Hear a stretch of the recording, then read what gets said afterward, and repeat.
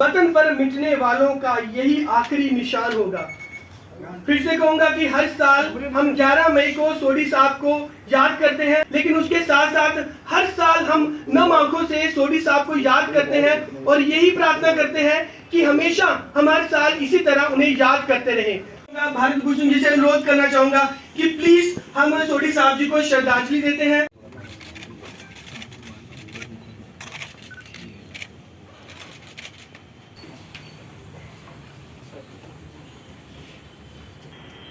मैं सबसे पहले उनको श्रद्धांजलि एवं श्रद्धा सुमन अर्पित करता हूँ। बड़े ही पुराने छायाकार,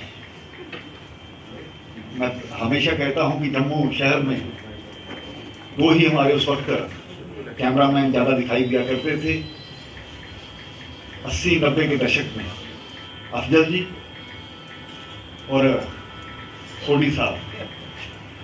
यूँ भी मेरा घर एक्सेलशियर लेन में है, वहाँ भी मिलना जुलना होता था। एक पर्सनल जो प्यार होता है उनके साथ बना हुआ है। तो जिस प्रकार से उन्होंने अपनी साहस के साथ, हिम्मत के साथ अपनी शहादत दी, वो भुलाने वाली नहीं है।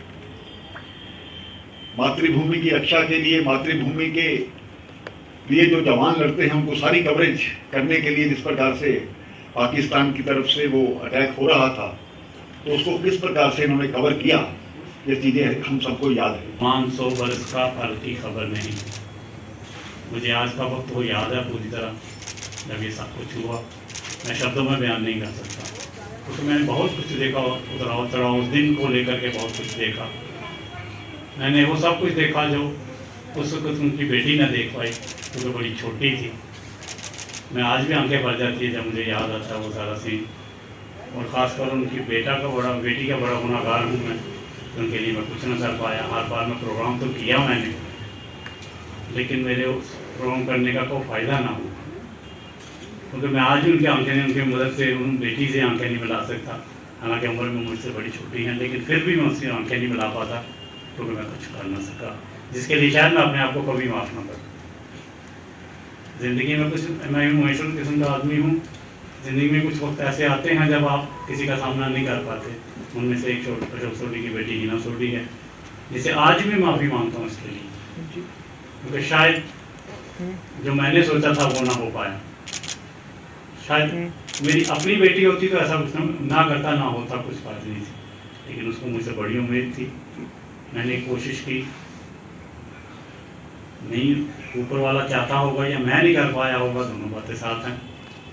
मैं फिर आपको याद दिलाता हूँ कि मेरे साथ पूरी का फर्ज बनता है वो यहाँ आए और श्रद्धांजलि दें, क्योंकि ये वक्त किसी पर भी आ सकता है, किसी पर भी हो सकता है।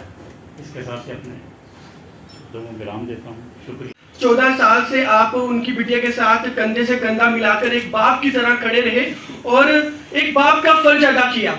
चलिए आप कुछ नहीं कर पाए वो बात अलग है, लेकिन आपके हाथ में जो था आपने वो किया। एक बाप बनकर उस बच्ची को सहारा दिया और उसका आज हम लोग सभी आज यहाँ पर स्टेज पर हैं।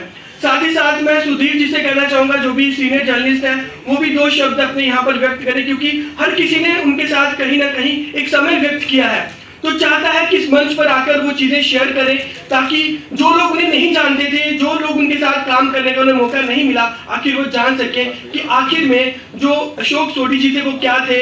और जिस प्रकार से हर 11 मई को हम लोग उन्हें याद करते हैं, तो हमारी कोशिश रहती है कि हम कुछ ना कुछ ऐसा नया जरूर करें, ताकि हमारी जो जर्नलिस्ट भाइयों को प्राउड फील हो। और उसी प्रकार से हमारी जिंदगी में संघर्ष तो हमेशा रहता ही है, क्योंकि जर्नलिस्ट को जो संघर्ष है वो कभी खत्म नहीं होता। और साथ ही साथ हमें चौथा स्तंभ कहा जाता है, लेकिन हमारी भी मुश्किलात बहुत ज्यादा हैं। हम भी चाहते हैं कि हमारी मुश्किलात को सुने, लेकिन हमें वो मौका नहीं मिल पाता, क्योंकि हम हमेशा लोगों के बीच में घिरे रहते हैं और कोशिश रहती है कि उनके ग्रीवेंसेस यानी उनकी बात एडमिनिस्ट्रेशन तक पहुंचा सकें। लेकिन इस मंच पर मैं चाहूंगा कि हम लोग एडमिनिस्ट्रेशन को भी गुहार लगाएं कि जिन्हें आप चौथा स्तंभ कहते हैं, उनके लिए जरूर कुछ ना कुछ सोचें, ताकि आने वाले समय में जिस प्रकार से सोढ़ी साहब के परिवार को संघर्ष करना पड़ा, उनकी बेटी को संघर्ष करना पड़ा, उनकी वाइफ को संघर्ष करना पड़ा, वो आने वाले समय में हमारा परिवार संघर्ष ना करे। और अब मैं पूर्णिमा मैम से भी अनुरोध करना चाहूंगा कि वो भी 2 शब्द आके बोले। डेफिनेटली जो आज अपेक्षा मुझे मद्देनजर रखते हुए मेरे से लगाई गई है, जो भी डेस्क होंगे, जो भी कंसर्न ऑफिसर्स होंगे, चाहे हमारे एलजी हैं, चाहे गवर्नमेंट में बैठी हुई हमारी सरकार है या हमारे सरकारी प्रतिनिधि हैं, उन तक पहुंचाने की जो मेरा कर्तव्य है, मैं डेफिनेटली उनके साथ ये शेयर करूंगी। और आने वाले दिनों में ऐसी भोगी किसी परिवार को ना बनना पड़े, उसके प्रति कर्तव्यबद्ध रहूंगी कि अपने कर्तव्य का निर्वहन जो है निष्ठापूर्ण करूंगी। आज जिस दिवस पे हम एकत्रित हुए हैं, गमगीन मन से हमारे साथ से जुड़े, हम भी बचपन से उन्हें देखते आ रहे थे, अपनी शहादत ही बोल सकते हैं कि कैसा भी इंसिडेंट हो, लेकिन अपनी जान की परवाह ना करते हुए अपनी जान गंवाने के बाद उन्होंने जो सच दुनिया के सामने लाने का प्रयासरत थे उसको लाया। और ये भी दूसरा पहलू हम देखें कि उनकी वाइफ, उनका परिवार किन कठिन परिस्थितियों में, वो भी बहुत छोटी बाल्यावस्था में उनका परिवार के बच्चे थे, लेकिन आज वो अपने पाँव पर सक्षम हैं, अपने आप का सक्षमता के साथ अपना लाइवलीहुड भी कमा रहे हैं और अपने आप का लालन पालन भी कर रहे हैं।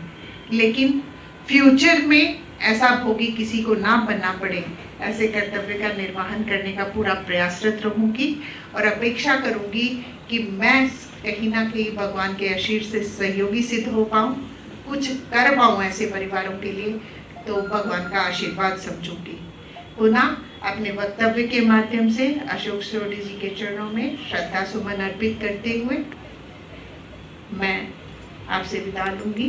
धन्यवाद। यहाँ पर मेरे मीडिया कर्मी, मेरे साथी यहाँ पर आए हैं, उन सबका तहे दिल से शुक्रिया, क्योंकि मैं चाहता हूँ कि हर साल इसी तरह से हम सोडी साहब को याद करें और अपने दिलों में उनके लिए एक खास जगह बनाकर रखें और हर साल इसी प्रकार से उन्हें याद करते हुए अपना सफ़र यूं ही तय करें।